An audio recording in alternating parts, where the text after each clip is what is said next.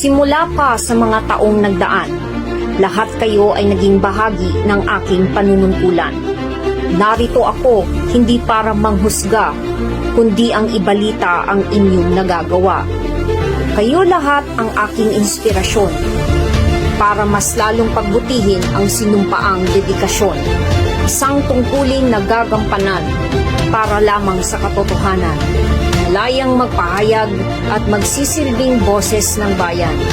Sa isip, sa salita, at sa gawa. Ako po si Iza Aldana. Ayan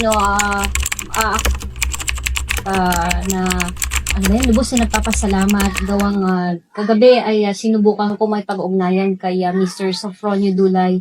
Ito nga po ay isang concerned citizen na tinutukoy ni Marikina Mayor Marcy Chodoro patungkol sa issue ng ating PhilHealth funds and technical malversation for amounting to 130 million pesos. So, good afternoon po. Magandang hapon. Ayan. Sinabi kasi ni Mayor Marcy, timely. So, para sa inyo po ba, ano po yung ibig sabihin para sa inyo ang timely? Timely. Hindi, sasabi niya parang politically motivated. Yes. Tinama sa eleksyon. Yes po. Parang mali yung gano'n. Kasi nag-base lang kami kung kailan nag-bidding. Okay. So kung kailan nag-bidding, doon lang kami nagsulat ng letter to stop the bidding. Ayan. Kailan po ba itong bidding na tinutukoy? April. So, April. Tapos, para maging para maging mas detalyado, ito po bang pag-approach sa inyo ng mga PhilHealth members ay kailan? Kailan rin po nagdesisyon na sumulat?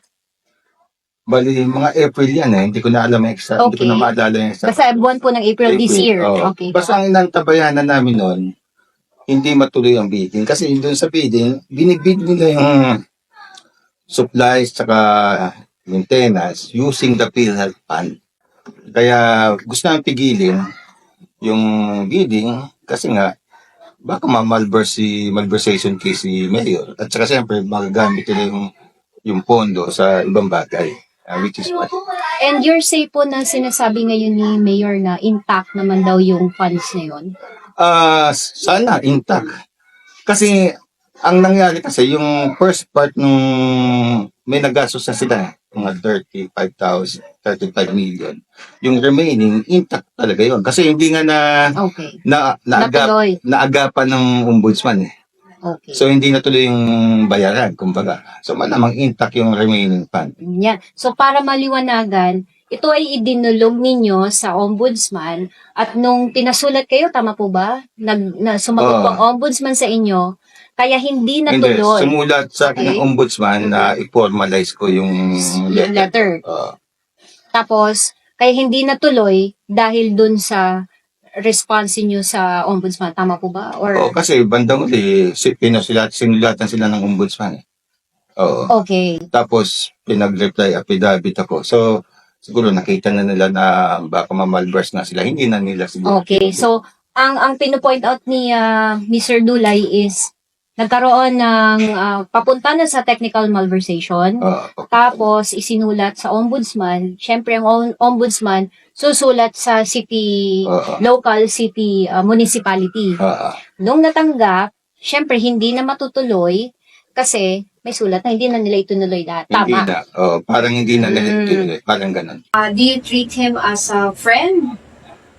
Hindi masyadong friend kasi hindi naman kami close masyado talaga. In fact, nung sa wala akong naalalang tinasok ko na tao sa kanya, wala akong naalalang may ako ng posisyon sa kanya, wala. Okay. Hindi ko siya pinupuntahan, kinakausap na pumunta sa city hall, tapos hingi ng posisyon or something, wala. Now, syempre papalapit na po yung election, so it's next year. Now, ito naman, baka kasi magkaroon tayo ng interpretation na ang makakalaban or mainit kasing usapin, wala pang filing of candidacy is yung mga kimpos. Okay. How closely are you related and when was the last time na nag-usap ba kayo ng mga kimpos recently? Ganito, ang huli kong nakausap si Congressman Miro, nung kasal ng anak ni Kagawad Lucy Cadak sa Kapitan Moy, mga before COVID pa yun. Katuwang po siya, si Dr. Cadiz, si manager, at si Marcy. Pinuli kami. Tapos after that, hindi na kami nakikita. Hindi kami nakita. Hanggang ngayon, hindi pa kami nakikita. Pero aware kayo na nag-iikot sila, Oo, nagsasabi ng mga nakikita ko sa operations. Facebook eh. Tapos with Teacher Stella po. Si Sister Stella naman, Teacher Stella, huli kami nakita niyan, debut ng anak ng pinsan ko, dyan din sa Kapitan Mall, mga 5 years ago, before COVID pa. After that, hindi pa kami nag-usap o nagkita. Wala. So this has nothing to do with the Kid Boss. Itong Wala. Ano talaga to? Pinoprotekta natin yung PhilHealth Fund. Yun na to, ang issue na to. PhilHealth Fund. and syempre yung mga syempre gusto ng mga mas malalim na impormasyon. Ano po ba ang magiging flow nito? Yung kasalukuyang estado nito nasa ombudsman ba? Sinabi ba ng ombudsman na nagbigay na ba ng pahayag or ongoing po ito sa ombudsman? Alam ko, ongoing pa to kasi last time lang kami nagpadala ng reply affidavit 2 weeks ago lang. So, ongoing to. Okay. At saka, okay lang po sir, i-present yung document niyo na talagang sumulat. Sumulat sa akin ng ombudsman. Based sa letter ko kay Mayor ang pinagbasihan nila.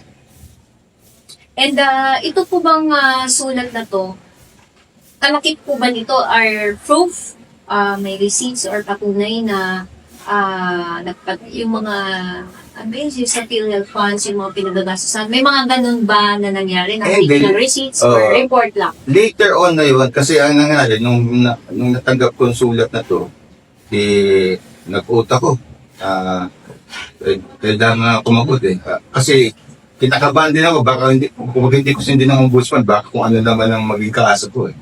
So nag-oath kayo dun mismo Sa ombudsman, no? Tapos, siyempre, kailangan kong magpadala ng mga public documents. Dahil open namin yung public documents eh. May FOI tayo. Mhm. Tapos pinag-reply sila. Pinadalan din ako ng kopya ng reply nila.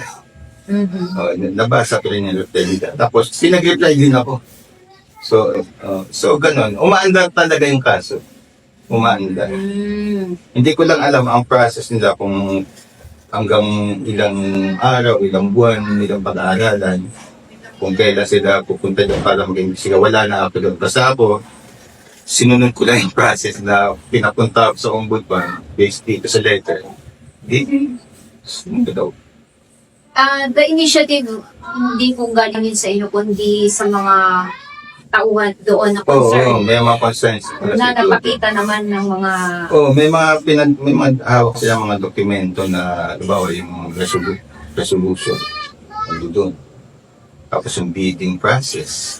Nakalagay doon na ang bidding PhilHealth, pero ang bibiling materials, hindi tungkol sa health. Kasi hindi ko conversation si Mayor dito. Kaya sumulat ako eh. So, tinry niyo munang sabihin to kay Mayor. Oo, sinulatan ko. In-stop ko muna yung bidding. Pina-stop ko. Nag-reply sa akin yung yung bidding committee. Tapos, pinulit pa rin niya. Sinulatan ko si Mayor kasi gusto ko talagang pag-aralan muna nila yung batas eh. Bali, kung ito ay April, mga kailan po ang pinag-uusapan natin? Siguro, take it make it mga 1 month before. May, Before. mga March, March siguro. February, March, Oo, ganun. mga ganun. So, nag-response si Mayor.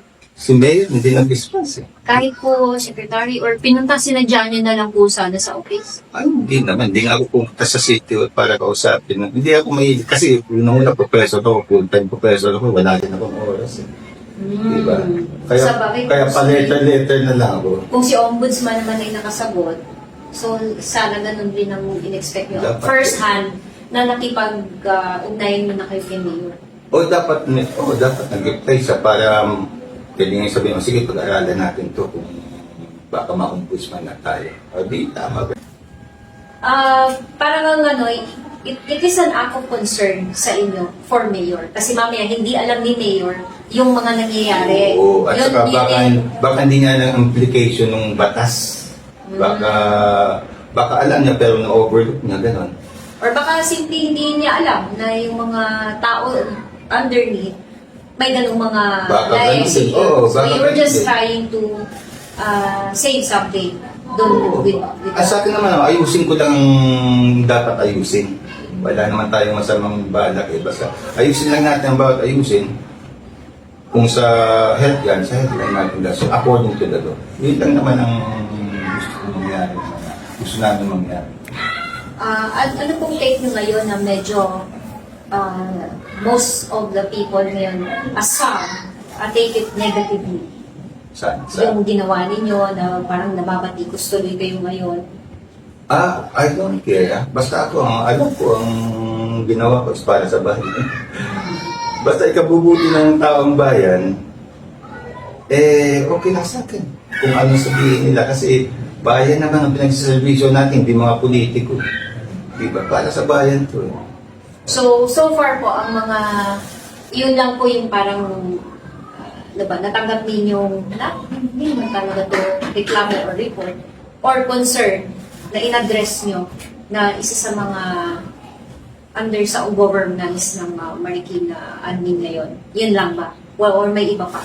Hindi ako, sa totoo lang, active ako sa United Royal Houses of the Philippines. May mga in-address na pong iba, pero hindi sa Marikina. Meron akong mga IP sa Palawan. Niloloko ng mga negosyante sa Palawan. Sinulatan ko si Digo. Hanggang sugat lang ako. Pero nagpadala si Digong ng NCIP officer doon. Nasettle yun. Ganun ang personality ko kasi pag may humingi ng tulong at kaya ko namang tumulong, ay lumibes. Ganun pa dati. Dating lesser evil ako, tapos kung kaya kong tumulong, tutulong ako. Ganun ang style ko. Message ko, Pro. Mga kababayan ko sa Manila, siguro sa tagal nating kasama sa Marikina News pa nung araw. Alam niyo naman personality ko, parang ayaw natin na merong kamalian o pang-aabuso na nakikita natin sa harap-harapan. Kasi parang insulto sa atin. Ang daming Ateneo graduate sa Marikina, UP graduate, may isang taong parang sabihin ko na kung saan ako medyo masumalot. Isang taong ayaw aminin na may utang tayo, no? Harap-harapan. Samantalang nasa kuwa. Pwede ko na sabihin niya kasi total, dapat sanang gagaling ng buko. May isang taong nagsasabi na wala daw tulong sa BN sa Pilmar. Samantalang sinabi ng executive director ng Pilmar na nagpadala sila ng 124 million sa Marikina for the tuition fee ng Pilmar. So, yung ganyung klaseng harap-harapan, ito, may attempt na gastusin yung PhilHealth sa ibang bagay, no? Yung ganong klase, harap-harapan, mga edukado tayong lahat. Ang daming mga edukado sa Marikina. Maating, di ba yun, na harap-harapan tayo sinasabihan ng ganon, na parang insulto na sa atin. Kaya dapat, maging tapat tayo sa isa't isa. Harapin natin ang problema, tapos sabihin na lang, ito, advice ko kay Mayor, sabihin na lang ni Mayor kung ano talagang magtulong-tulong tayo para masolve kung ano man yung problema. Pero, una, dapat aminin kung ano talaga ang problema. Kasi the truth will set us free. The truth will set us free. Diba? Kung tago tayo sa problema, hindi natin inaamin, hindi masasolve ang problema. Diba? Nothing personal talaga to. Gusto ko lang siguro, kumanan sa pagkatao ko na, gusto ko lang makorek ang mistake na pwede namang i-correct natin, ating lahat. Kasi nakaka-insulto sa intelligence natin na parang hindi nagsisinungaling sa harap natin. Parang ganun. May pumunta sa inyo the first quarter nitong taon, nagsasabi about the PhilHealth. Medyo in contrast naman sa sinasabi ni Mayor kasi matagal na nga daw yan. Bakit ngayon daw naging issue yan? Doon lang pumunta sa So, akin. ito ay not under your control. May pumunta sa inyo Pumunta. first quarter this year. Na sinubukan ninyo makipag-ugnayan kay Mayor, pero Tigil lang ng bidding, sinulatan namin sa well, alis talaga ang tension namin na naging timely in a way kasi ang pagsagot ng ombudsman ngayon at sa pagsagot doon, nataon na ngayon. Oo, pero actually, malayo pa rin naman ang election. Hindi election yun. Hindi related to sa election. And also, it's out of your control na lumabas ito sa iba't ibang online broadsheets. Oo, sila ang nagpapadya. Alam niyo po ba yun? Sa, Na lalabas bigla ko sa Philippine Star, Inquirer niya. wala, may tumawag lang sa akin si Tagamalantay na may dumabas daw sa gari. Sabi ko, pakipost natin, pakiforward. Ibig sabihin, out of control ng iba, hindi ata alam kung, nakita ko siya nagpapa-interview. Di ba? Sa maraming interview sa media. So, nagulat ba kayo doon or expected niyo yun? Yung nakita niyo na kumalat ito sa Inquirer, Philippine Star, iba't ibang mga online broadsheet. Nagulat ako kasi Hindi mo akalain na hindi ko yung sulat akalain. mo. In fact, hindi ko minimension to sa sa FB Kahit sa report Facebook niyo. ko noon. Nung na-mention na lang to, nung nagpa-media na si Mayor. Ganun. Actually, lumabas po yung pangalan niyo sa Philippine Star yun. Though, sa interview niyo with ABS, it's just Hindi concerns niya citizen binabanggit mo. Internet Yes. kay Mayor, hindi niya binabanggit. So, I happen na nabasa ko yung isa sa mga lumabas sa Philippine Star. Andun yung ninyo. And Yun ang unang tinawag sa akin nung taga-Malanday. Nandito daw pangalan ko. Pina-forward ko sa akin yung so, hindi nyo in-expect yun. hindi ko na-expect lang. In-expect ko kasi ito, masisettle ng maayos ng ombudsman without any publicity. Okay. Sa akin, relevant na yun. Kasi ang gusto lang naman natin, huwag magastos yung PhilHealth fund na magastos lang sa health. Gusto mag-issue lang talaga. Ganito kasi yan. Dalawa yung resolution. Ang unang resolution, 120 million. Nagastos na sa 120. Tapos, next resolution, 94 million na lang. Ang assumption, may nagastos na 35 million. Kaya nang tanong kasi dyan, yung 35 million niya, saan ginastos yan? Tapos yung 94 million, yun yung napigilan namin. Yung 94 million ang napigilan namin. Pero yung 35, hindi na namin napigilan kasi wala naman lumapit sa akin. Yung 35.